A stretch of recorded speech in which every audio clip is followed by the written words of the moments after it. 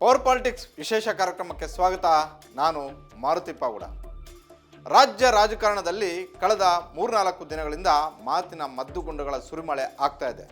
ರಾಜ್ಯ ಕಾಂಗ್ರೆಸ್ ಹಾಗೂ ಬಿಜೆಪಿಯಲ್ಲಿ ನಾನಾ ನೀನಾ ಅನ್ನೋ ಫೈಟ್ ಶುರುವಾಗಿದೆ.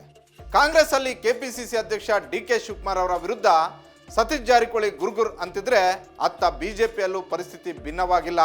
ಬಿಜೆಪಿಯ ರಾಜ್ಯಾಧ್ಯಕ್ಷ ವಿಜೇಂದ್ರ ಅವರ ವಿರುದ್ಧ ಸದಾ ಅಸಮಾಧಾನವನ್ನ ತೋಡ್ಕೊಳ್ತಾ ಇದ್ದಾರೆ ರಮೇಶ್ ಜಾರಕಿಹೊಳಿ. ರಮೇಶ್ ಜಾರಕಿಹೊಳಿ ನಡೆಗೆ ಬೇಸತ್ತ ವಿಜೇಂದ್ರ ಬನ್ನಿ ಬಹಿರಂಗ ಚರ್ಚೆಗೆ ಅನ್ನುವಂತಹ ಸವಾಲನ್ನ ಎಸೆದಿದ್ದಾರೆ.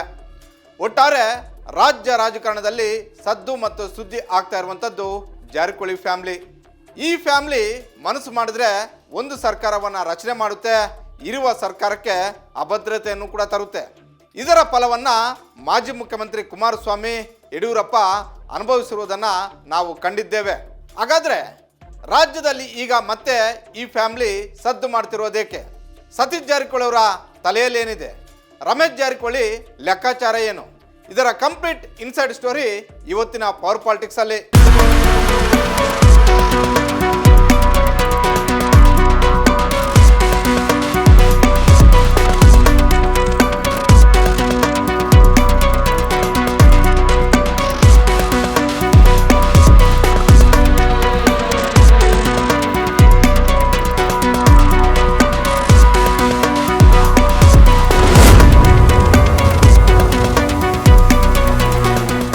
ಸಿಎಲ್ಪಿ ಸಭೆಯಲ್ಲಿ ಡಿ.ಕೆ.ಶಿ ವಿರುದ್ಧ ಸತೀಶ್ ಜಾರಕಿಹೊಳಿ ಗರಂ.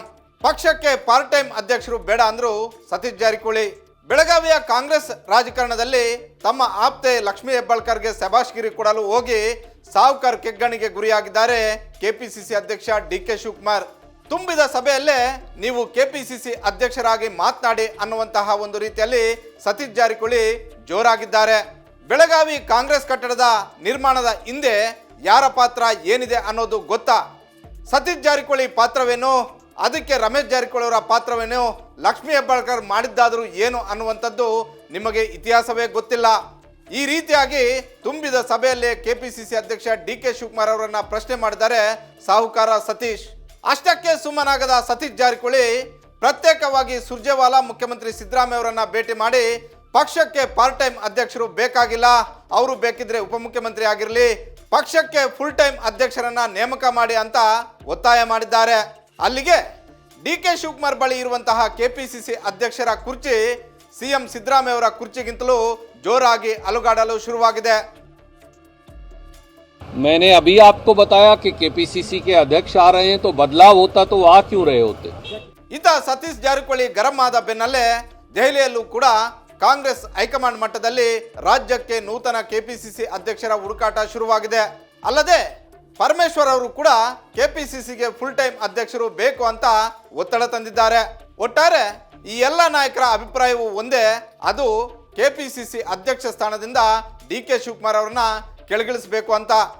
ಹೀಗಾಗಿ ಕಾಂಗ್ರೆಸ್ ಹೈಕಮಾಂಡ್ ಮುಂದಿನ ದಿನಗಳಲ್ಲಿ ಡಿ.ಕೆ. ಶಿವಕುಮಾರ್ ಅವರನ್ನ ಕೆಳಗಿಳಿಸಬಹುದು.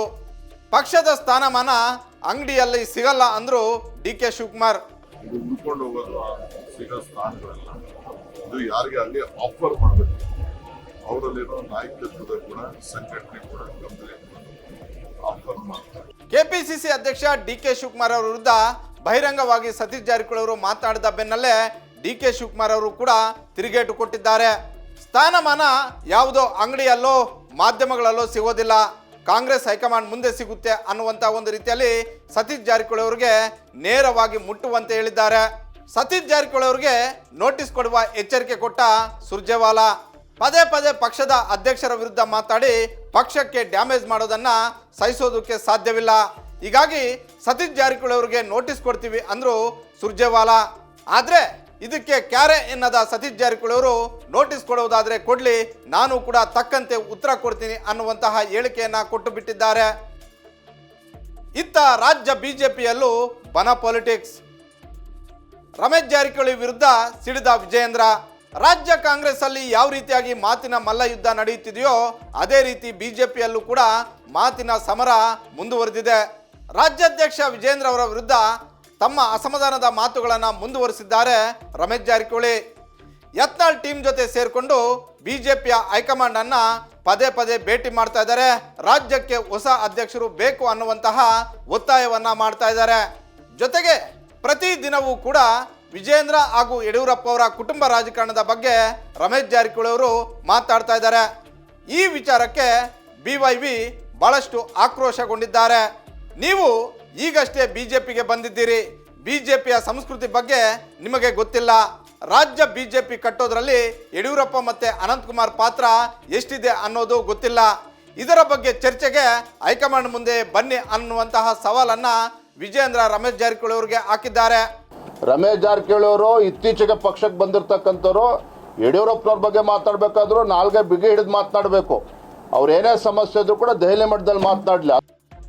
ಒಟ್ಟಾರೆ ಎರಡೂ ಪಕ್ಷದಲ್ಲೂ ಕೂಡ ಸದ್ದು ಮತ್ತೆ ಸುದ್ದಿ ಆಗ್ತಾ ಇರುವಂಥದ್ದು ಜಾರಕಿಹೊಳಿ ಫ್ಯಾಮಿಲಿ. ಅದರಲ್ಲೂ ಕಟ್ಟ ಕಾಂಗ್ರೆಸ್ ಹಾಗೂ ಅಹಿಂದವಾದಿ ಸತೀಶ್ ಜಾರಕಿಹೊಳಿ ಅವರನ್ನ DK ಶಿವಕುಮಾರ್ ಎದುರಾಕೊಂಡಿರೋದ್ರಿಂದ DKಶಿ ವಿರುದ್ಧ ಇರುವಂತಹ ಕಾಂಗ್ರೆಸ್ ಒಂದು ಬಣ ಮತ್ತೆ ಒಂದಾಗಬಹುದು. DK ಶಿವಕುಮಾರ್ ಕನಸು ಕಾಣ್ತಾ ಇರುವಂತಹ ಮುಖ್ಯಮಂತ್ರಿ ಸ್ಥಾನವನ್ನು ತಪ್ಪಿಸೋದಕ್ಕೆ ರಾಜಕೀಯ ತಂತ್ರವೂ ಮಾಡಬಹುದು. ಸರ್ಕಾರ ಬೀಳಿಸುವ ಶಕ್ತಿ ಆ ಕುಟುಂಬಕ್ಕಿದೆ. 2019ರಲ್ಲಿ ಕುಮಾರಸ್ವಾಮಿ ಸರ್ಕಾರ ಪತನವಾಗಿತ್ತು. ರಾಜ್ಯ ಕಾಂಗ್ರೆಸ್ ಅಲ್ಲಿ DK ಶಿವಕುಮಾರ್ ಅವರನ್ನ ವಿರೋಧ ಮಾಡುವಂತಹ ನಾಯಕರುಗಳು ಒಂದಾಗ್ತಾ ಇದ್ದಾರೆ. ಈ ಬೆಳವಣಿಗೆ ಮುಂದಿನ ದಿನಗಳಲ್ಲಿ ಉಪಮುಖ್ಯಮಂತ್ರಿ DK ಶಿವಕುಮಾರ್ ಅವರಿಗೆ ಒಂದಷ್ಟು ರಾಜಕೀಯವಾಗಿ ತೊಂದರೆ ಆದರೂ ಕೂಡ ಆಶ್ಚರ್ಯ ಇಲ್ಲ. ಯಾಕಂದ್ರೆ ಈ ಫ್ಯಾಮಿಲಿಗೆ ಇರುವ ಸರ್ಕಾರ ಕೆಳಗಿಳಿಸುವ, ಹೊಸ ಸರ್ಕಾರ ರಚಿಸುವಂತಹ ಶಕ್ತಿ ಇದ್ದೇ ಇದೆ. ಅದಕ್ಕೆ ಬೆಸ್ಟ್ ಎಕ್ಸಾಂಪಲ್ 2019ರಲ್ಲಿ DK ಶಿವಕುಮಾರ್ ಮತ್ತೆ ರಮೇಶ್ ಜಾರಕಿಹೊಳಿ ಅವರ ನಡುವೆ ನಡೆದಂತಹ ರಾಜಕೀಯ ಪ್ರತಿಷ್ಠೆಯ ಪಾಲಿಟಿಕ್ಸ್ ಅಲ್ಲಿ ಕುಮಾರಸ್ವಾಮಿ ಅಧಿಕಾರ ಕಳ್ಕೊಂಡು ಯಡಿಯೂರಪ್ಪ ಅವರು ಮುಖ್ಯಮಂತ್ರಿ ಆಗಿದ್ದನ್ನ ನಾವೆಲ್ಲ ಕಂಡಿದ್ದೇವೆ. 2011ರಲ್ಲಿ ಯಡಿಯೂರಪ್ಪ ನೇತೃತ್ವದ ಸರ್ಕಾರಕ್ಕೆ ಕಂಟಕ ತಂದಿದ್ರು ಬಾಲಚಂದ್ರ ಜಾರಕಿಹೊಳಿ. 2010 ಹಾಗೂ 11ರಲ್ಲಿ ರಾಜ್ಯ ಬಿಜೆಪಿಯ ಸರ್ಕಾರದಲ್ಲಿ ಆದಂತಹ ಬಂಡಾಯ ಪೊಲಿಟಿಕ್ಸ್ ನೇತೃತ್ವ ವಹಿಸಿದ್ದು ಅವತ್ತಿನ ಬಾಲಚಂದ್ರ ಜಾರಕಿಹೊಳಿ. ಹೀಗಾಗಿ ಮೂರು ಪಕ್ಷದಲ್ಲೂ ಇರುವಂತಹ ಜಾರಕಿಹೊಳಿ ಬ್ರದರ್ಸ್ ಒಂದಾಗಿದ್ದೆ. ಆದರೆ ರಾಜ್ಯ ರಾಜಕಾರಣದಲ್ಲಿ ರಾಜಕೀಯ ಲೆಕ್ಕಾಚಾರಗಳನ್ನು ತಲೆಕೆಳಗೆ ಮಾಡಬಹುದು ಅನ್ನುವಂಥ ಒಂದು ಚರ್ಚೆ ರಾಜ್ಯ ರಾಜಕಾರಣದಲ್ಲಿ ಶುರುವಾಗಿದೆ. ಒಟ್ಟಾರೆ ಜಾರಕಿಹೊಳಿ ಫ್ಯಾಮಿಲಿಯನ್ನ ಕೆದಕಿ ರಾಜಕೀಯವಾಗಿ ಮೇಲೇರಿದವರಿಲ್ಲ.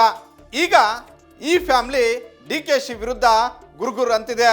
DKಶಿ ಕನಸು ಕಾಣ್ತಾ ಇರುವಂತಹ CM ಸ್ಥಾನ ಕಾಂಗ್ರೆಸ್ ಹೈಕಮಾಂಡ್ ಅವಕಾಶ ಮಾಡಿಕೊಟ್ರು ಬೆಳಗಾವಿಯ ಸತೀಶ್ ಜಾರಕಿಹೊಳಿ ಹಾಗೂ ಅವರ ಸಹೋದರರು ತೆಗೆದುಕೊಳ್ಳುವಂತಹ ಒಂದು ಸ್ಟೆಪ್ ಬಹಳಷ್ಟು ಪ್ರಾಮುಖ್ಯತೆಯನ್ನು ಪಡ್ಕೊಳ್ಳುತ್ತೆ.